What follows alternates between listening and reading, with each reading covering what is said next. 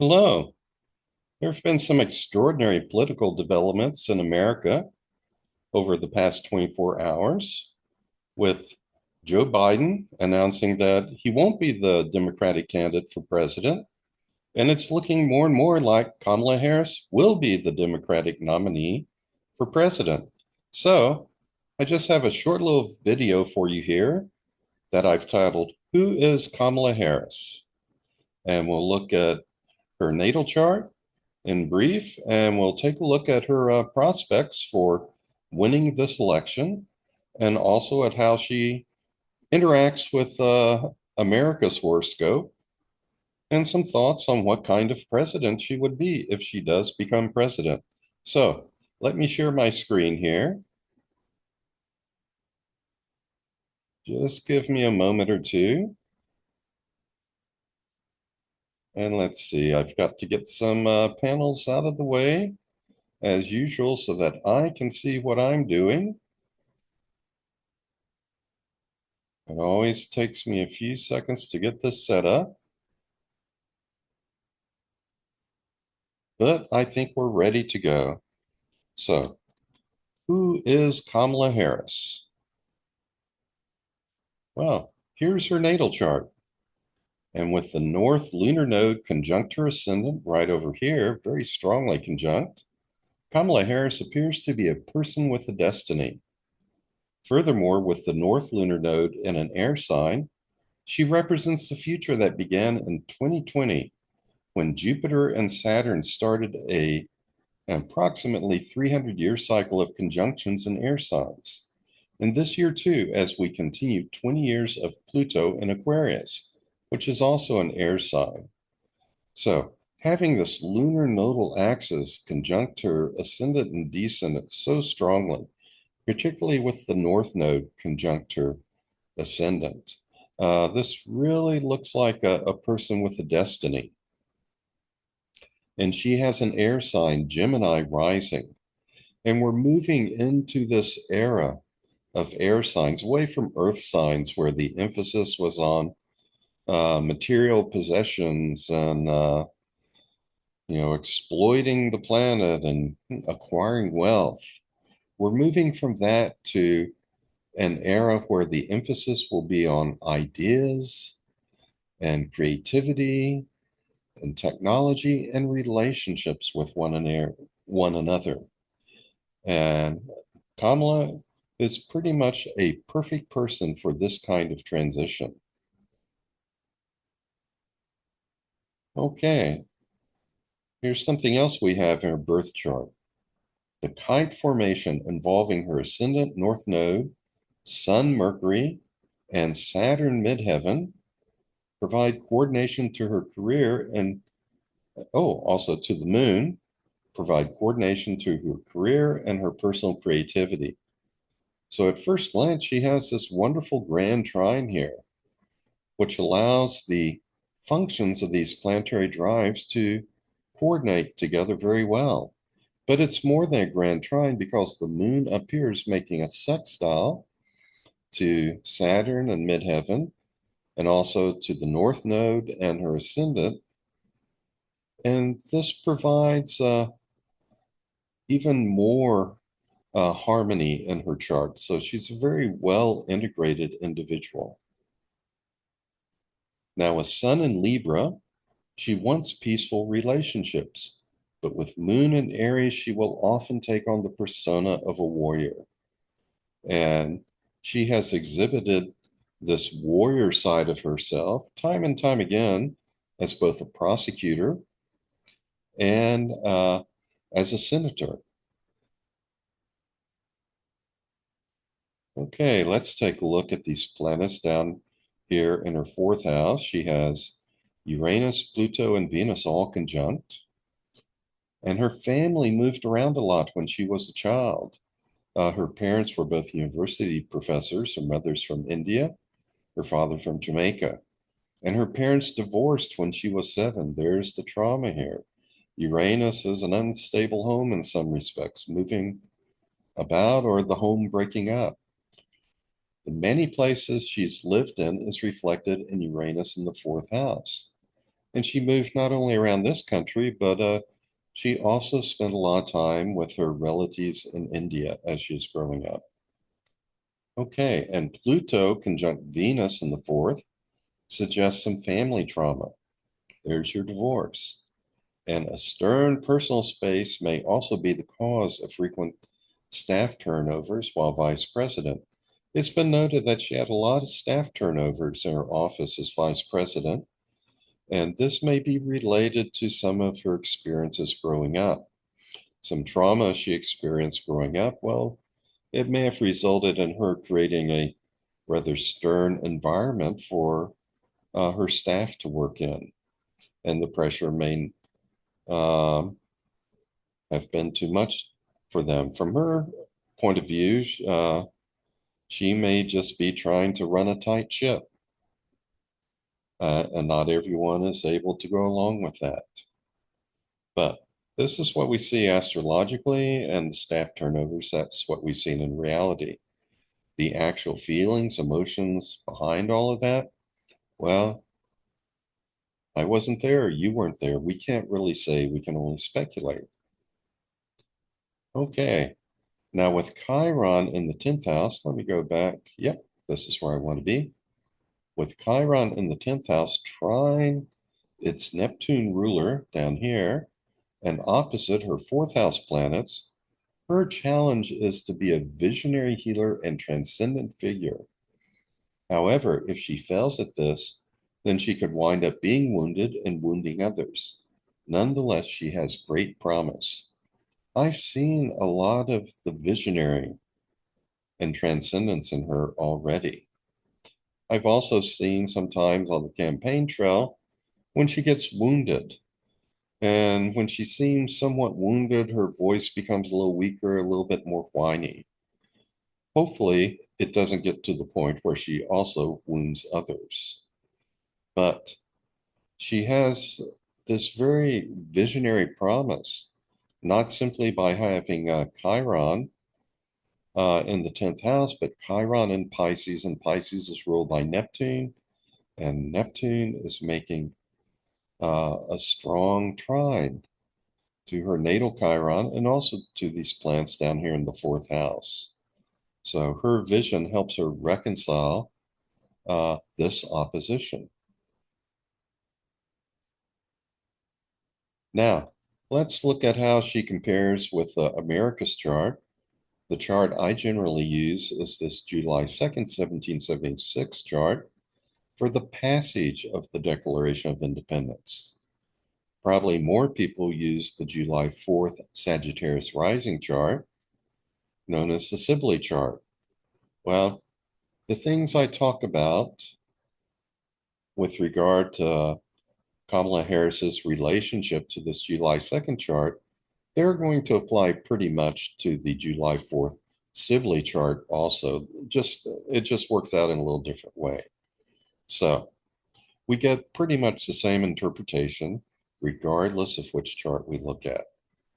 Okay, now with her sun in America's first house and Libra, America's rising sign, she has immediate rapport with many Americans, and that's because this chart for America has Libra rising, her sun is in Libra. And with her moon in America's seventh house, she engages well with foreign policy and foreign leaders. And I've seen that quite a bit this year. She has gone abroad, met with foreign leaders on Joe's behalf at times, and to all appearances, she has performed quite well in the international arena.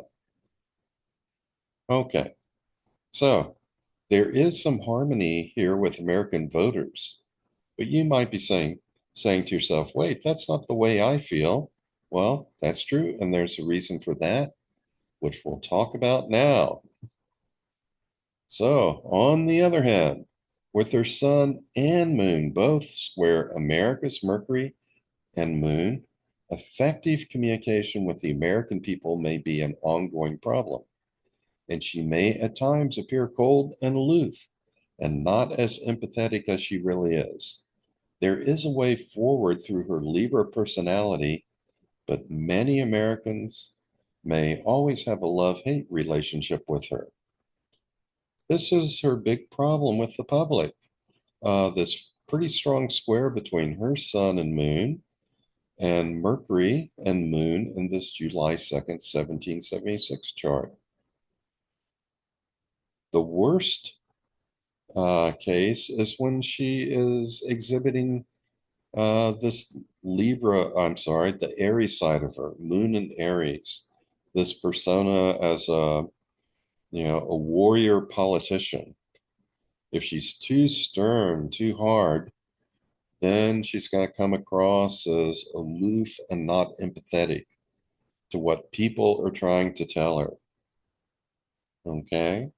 If she focuses instead on her Libra side, the side we see of her when she's laughing and smiling, uh, that at least is going to resonate with the Libra rising in America's chart. And that will win her some points and some popularity. It's even the Libra side, though, still makes a square to Mercury in Cancer and the moon in Capricorn. Now, all of these planets here are in cardinal signs. Cardinal signs tend to initiate things. And as a result, they often want things to go the way they want them to go. We're going to do it my way, not your way. That is a trap that she has to avoid. With Sun in Libra, perhaps she can balance out what she wants with what others want. So she'll have to work a bit to show her empathetic side and show that she is sharing the concerns of the public and also maybe sharing the concerns of those in control of things. Control because the moon here is in Capricorn, ruled by Saturn, which is control and regulation. Okay, also with her sun and moon square America's Pluto, it's no wonder that she has a history of taking on and talking truth to power. And we've seen that a lot uh, from the time that she was in the US Senate and was asking questions of people while serving on these committees. She would tell them the truth. She would really talk truth to power in those situations. Okay, now I want to look at this lunar eclipse that occurs before the election because they can also tell us something about who is more likely to win. People who have their 10th house activated by an eclipse before the election tend to be favored somewhat. And the September 17th, 2024 lunar eclipse will activate her 10th fourth house axis. And this bodes very well for her professional aspirations because this 10th house has to do with professional status in society. And that's what's being activated. Also, at the time of this lunar eclipse, transiting Saturn is in her 10th house, and it also puts a focus on her status and professional achievement. Additionally, transiting Saturn is conjunct her natal Chiron. At best, she will become a very transcendent and healing leader, and at worst, she will be wounded and may wound others in return. As we go through the rest of this slideshow, one theme that the astrology keeps coming back to is the way in which her 10th house is being activated now and the ways in which Chiron is being activated in her chart right now. And this is what could indeed elevate her to the presidency. But there's a flip side to this because Chiron really wants us to transcend, to go beyond the visible world into this higher realm. And it's only when our hard shells need to be cracked before that can happen that Chiron results in all of this wounding. So while Chiron wants joy and transcendence, it can also, particularly when impacting the masses bring about wounding that then has to be healed. And so things involving Chiron could go either way. However, again, at the time of the lunar eclipse, a trine from transiting Venus to her ascendant will also be a very beneficial outcome for her from this particular lunar eclipse. The impact of an eclipse that lingers for a while, and with Venus making a strong trine to her ascendant and also to the North Node right here, that could bring about some very pleasant outcomes for her. Okay, now I want to take a look at her progress chart on election day.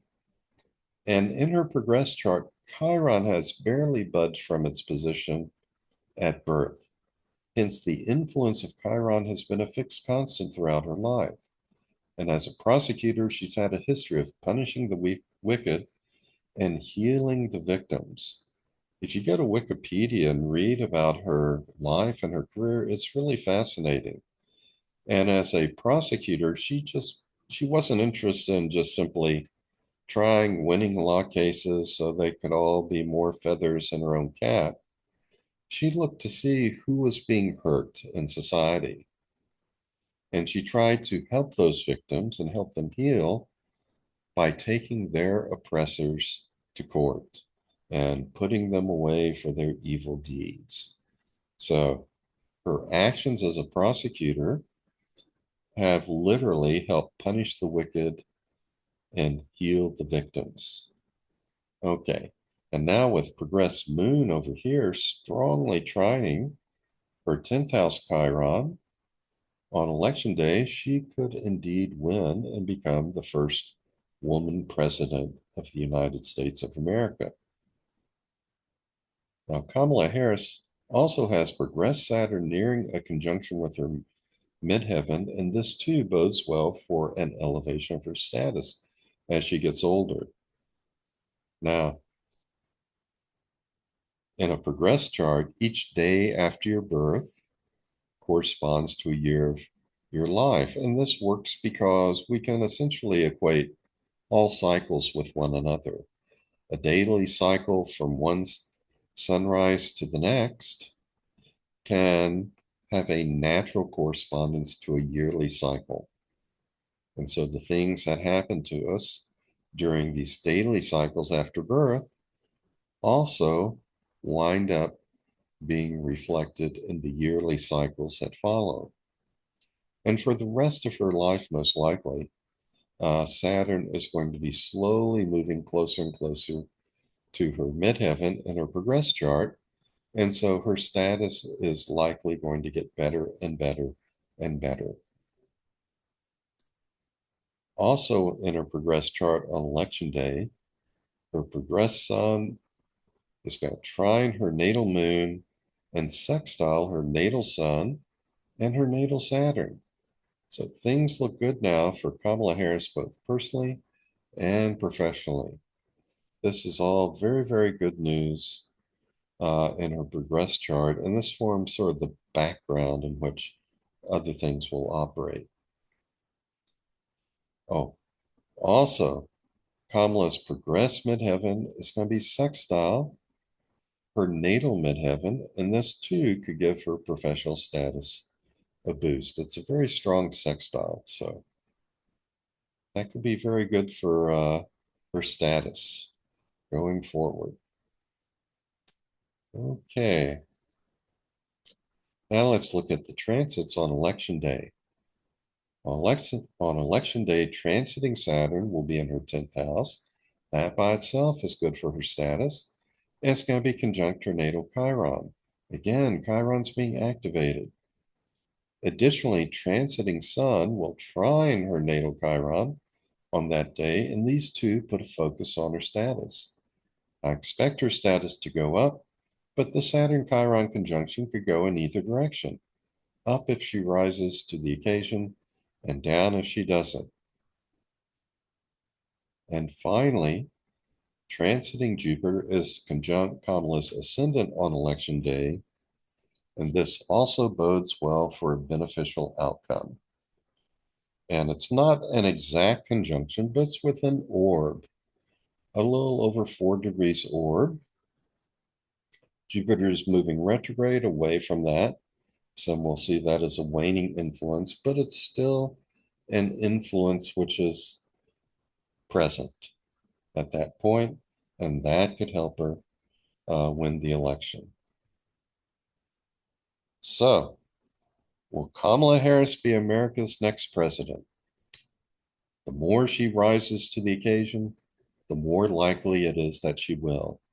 Both her 10th house and her 10th house Chiron are being activated, and she has a variety of aspects in a play that affect her status and that provide her the opportunity to be a healer and an extraordinarily transcendent leader. And for the sake of the country and the world, I hope that this is her future. Again, this is only a weather report, an astrological weather report. The future is still ours and hers to choose. Okay, that should be the end of this slideshow. So let's see if I can get back to me.